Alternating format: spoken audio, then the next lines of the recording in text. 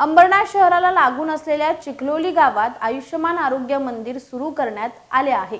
त्यामुळे आता ग्रामस्थांना गावातच प्राथमिक आरोग्य सुविधा मिळू शकणार आहे। चिखलोली गावात अद्याप सरकारी आरोग्य सुविधा उपलब्ध नसल्यानं ग्रामस्थांना ग्रामीण रुग्णालय, छाया उपजिल्हा रुग्णालय किंवा थेट उल्हासनगरच्या मध्यवर्ती रुग्णालयात जावं लागत होतं। हीच बाब लक्षात घेऊन शासनाकडून हे आरोग्य केंद्र चिखलोली गावात सुरू करण्यात आलंय। या केंद्राचं उद्घाटन आगरी समाजाचे नेते शरद म्हात्रे यांच्या हस्ते करण्यात आलं।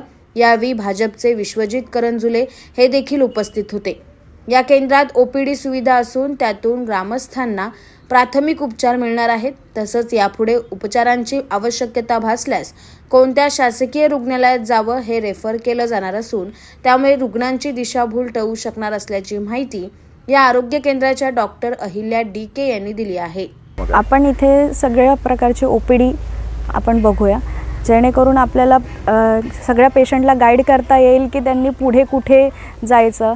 बेसिक आपण सगळी ट्रीटमेंट इथे करणार आहोत आणि जर काही मेजर असेल, काही रक्ततपास वगैरे करायचा असेल तर आपण जवळच्या शासकीय रुग्णालयात त्यांना रेफर करूया। तसंच म्हणजे कसं आहे, कुठेच मिसगाईड नाही झाला पाहिजे पेशंट, कुठल्या पेशंटला कधी आणि कुठे जायचं हे सगळं आपण व्यवस्थित सांगूया आणि प्राथमिक जी सुविधा आहे ती तर आपण प्रत्येकालाच देऊया।